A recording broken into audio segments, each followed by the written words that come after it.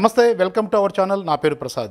Nara Lokesh Telugu Desam party జాతీయ ప్రధాన కార్యదర్శి, ఇప్పటి కూటమి ప్రభుత్వంలో అప్రకటిత ముఖ్యమంత్రిగానే చెప్పుకోవాలి. గతంలో వైసీపీ ఉన్నప్పుడు సజ్జల రామకృష్ణారెడ్డి గారి విషయంలో సకల శాఖల మంత్రి అనే ప్రచారం జరిగింది. కానీ ఇప్పుడు తాజాగా నారా లోకేష్ గారి విషయంలో ఇప్పుడు సకల శాఖల మంత్రితో పాటు హిడెన్ ముఖ్యమంత్రిగా కూడా చాలామంది, అంటే ముఖ్యంగా ఆ పార్టీ వర్గాలు కానీ లేదంటే అధికారులు కూడా భావించాల్సిన పరిస్థితి ఉంది. అదే స్థాయిలో అతనికి స్వాగత సన్నాహాలు చేయడం కానీ ఆ ప్రాధాన్యత ఇవ్వడం కానీ కనిపిస్తుంది. ఇదంతా పక్కన పెడితే మొత్తం ఆంధ్రప్రదేశ్లో విశాఖపట్నానికి, ముఖ్యంగా విశాఖపట్నం జిల్లాకు మంత్రి పదవి గతంలో కూడా ఎవరిని కేటాయించలేదు. ఈసారి కూడా కూటమి ప్రభుత్వంలో ఏ ఒక్క ఎమ్మెల్యే కూడా మంత్రి పదవి రాలేదు.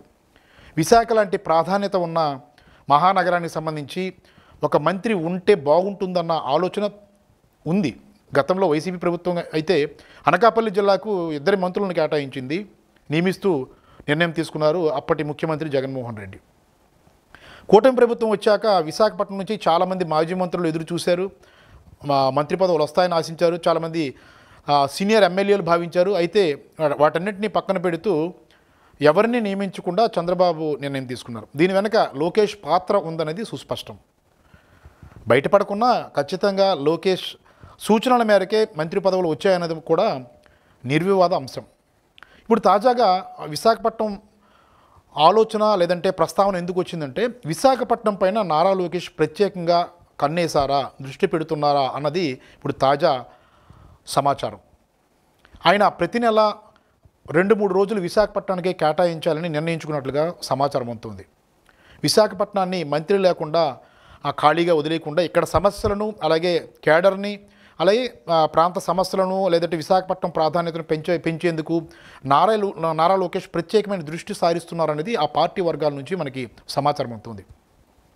విశాఖ లాంటి మహానగరంలో ఎప్పటికప్పుడు సమీక్షలు నిర్వహించడం ద్వారా ఇక్కడ ఎలాంటి అభివృద్ధి జరుగుతోంది, ఇంకా అభివృద్ధి ఏం చేయాలి, ఎలాంటి నిర్ణయాలు తీసుకోవాలి అన్న విషయంలో లోకేషే స్వయంగా ఈ విషయంలో తలదూరుస్తున్నట్లుగా అనిపిస్తోంది. ఇక్కడ నేతలతో మాట్లాడడం కానీ లేదంటే అధికారులతో ఎప్పటికప్పుడు సమీక్షలు నిర్వహించడం కానీ ఇలాంటివన్నీ కూడా జరుగుతున్నాయి. తాజాగా సిఐఏ సమావేశంలో ఆయన ఒక కీలకమైన సందేశాన్ని కూడా ఇచ్చారు. అంతర్జాతీయ స్థాయిలో డేటా సెంటర్ని విశాఖపట్నంలో ఏర్పాటు చేస్తామని చెప్పారు. విశాఖ ప్రాధాన్యతను తగ్గించమని కూడా చెబుతున్నారు. అంటే విశాఖ లాంటి మహానగరంలో ఖచ్చితంగా ఎప్పటికప్పుడు సమీక్షలు ఉండాలి. ఇక్కడ శాంతి భద్రత విషయంలో కానీ అభివృద్ధి విషయంలో కానీ సమీక్షలు ఖచ్చితంగా జరగాల్సిందే. ముఖ్యమంత్రి స్థాయిలో అమరావతిలో జరగడం వేరు, ఇక్కడికిక్కడే సమస్యలను పట్టించుకోవడం వేరు అన్న ఆలోచనకి వచ్చిన నారా లోకేష్ ఈ నిర్ణయాన్ని తీసుకున్నట్లుగా మనకి పార్టీ వర్గాల నుంచి సమాచారం వస్తుంది. ఇది ఒక రకంగా ఒక స్వాగతించాల్సిన విషయమే. విశాఖ ప్రాధాన్యతను ఏ ప్రభుత్వం కూడా తగ్గించకూడదు. అవసరమైతే ఈ నగరాన్ని మరింత అభివృద్ధి చేయడానికి కృషి చేయాలి. అలాంటప్పుడు ప్రత్యేక దృష్టి సారించాలంటే నారా లోకేష్ లాంటి నెంబర్ 2 నాయకులు, ఈ మంత్రిగా ఉన్న వ్యక్తులు కాబట్టి ఈ నగరంపై దృష్టి పెడితే ఖచ్చితంగా అభివృద్ధి అనేది సాధ్యమవుతుంది. ఈ 5 ఏళ్ల పదవీ కాలంలో విశాఖ నగరానికి, విశాఖ ప్రాంతానికి ఏం చేసామని చెప్పుకోవడానికి కూడా ఒక అవకాశం ఉంటుంది, అభివృద్ధి చేసి చూపిస్తే. ఆ రకంగా నారా లోకేష్ భావించినట్లుగా చెబుతున్నారు. మొత్తం మీద చూసుకుంటే విశాఖపట్నంలో తెలుగుదేశం పార్టీ కూడా కంచుకోటగా ఉంది. గత ఎన్నికలు కావచ్చు, ప్రస్తుతం మొన్న జరిగిన ఎన్నికల్లో కూడా అద్వితీయమైన ఫలితాలను తెలుగుదేశం పార్టీ సాధించింది. ఇలాంటి పరిస్థితుల్లో నగరానికి లేదంటే కేడర్కు భరోసాగా ఉండడంతో పాటు వారి సమస్యలు పరిష్కరించడం ద్వారా ఆ పట్టును కోల్పోకుండా ఉండేందుకు కూడా రాజకీయంగా కూడా నారా లోకేష్ భావిస్తున్నారా అంటే నిజమేనని అనిపిస్తుంది. కాబట్టి ఆ దిశగా కూడా సీరియస్గా ఆలోచిస్తున్నట్లుగానే మనం భావించాల్సి ఉంటుంది. మొత్తం మీద నారా లోకేష్ తాజా నిర్ణయం అనేది ఇటు విశాఖపట్నంలో ఉన్న తెలుగుదేశం పార్టీ కేడర్కి మాత్రం ఆనందాన్ని ఇస్తుంది. ఎందుకంటే ఆయన వచ్చిన ప్రతిసారి పార్టీ కార్యాలయంలో కొన్ని గంటల పాటు కూర్చోవడం, ఎవరైతే కేడర్ ఉన్నారో, నాయకులు ఉన్నారో వాళ్ళతో మాట్లాడడం, ఇక్కడ సమస్యలు ఏంటి, ఎలా పరిష్కరించాలి, నాయకుల పరంగా లేదంటే కార్యకర్తలకు ఉండే సమస్యలు ఏంటి, వాటిని ఎలా పరిష్కరించాలనేది స్వయంగా ఆయనే తెలుసుకోవడం, ఇలాంటి అన్నీ కూడా ఖచ్చితంగా పార్టీ అభివృద్ధికి ఉపయోగపడుతుంది. కేవలం రాజకీయ దృక్పథంతోనే కాకుండా విశాఖపట్నం నగరాభివృద్ధి, దీని స్థాయిని మరింత అంతర్జాతీయ స్థాయిలో పెంచేందుకు కృషి చేస్తే బాగుంటుందన్న అభిప్రాయం కూడా వ్యక్తమవుతోంది. గతంలో 2014-19 సంవత్సరాల్లో నారా లోకేష్ నేతృత్వంలో ఐటీ శాఖ మంత్రిగా ఉండేటప్పుడు ఏం సాధించారు అంటే,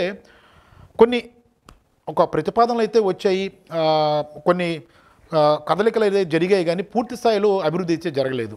ఐటీ పరంగా కూడా పెద్దగా చెప్పుకోవడానికి ఏమీ లేదు. వైసీపీ ప్రభుత్వం వచ్చాక ఇన్ఫోసిస్ వచ్చింది, కొన్ని వచ్చాయి కానీ వాళ్ళు చెప్పుకోలేకపోయారు. ఇది మాత్రం వాస్తవం. ఇప్పుడు ఈ 5 ఏళ్ల కాలంలో నారా లోకేష్ నేతృత్వంలో విశాఖపట్నం అభివృద్ధికి ఎలాంటి కృషి జరుగుతుంది, ఎంత సీరియస్గా ఆయన కృషి చేస్తారు, కేవలం అమరావతి మీదే కూటమి ప్రభుత్వం దృష్టి సారిస్తోంది అన్న ఆరోపణలు, వివాదాలు లేదంటే విమర్శలు ఉన్న నేపథ్యంలో సమాంతరంగా విశాఖపట్నం అభివృద్ధికి ఎలాంటి కృషి జరుగుతుంది, అది ఎంతవరకు కార్యాచరణ జరుగుతుందన్నది చూడాల్సి ఉంది. మరి నారా లోకేష్ ఎలా కృషి చేస్తారనేది వేచి చూద్దాం.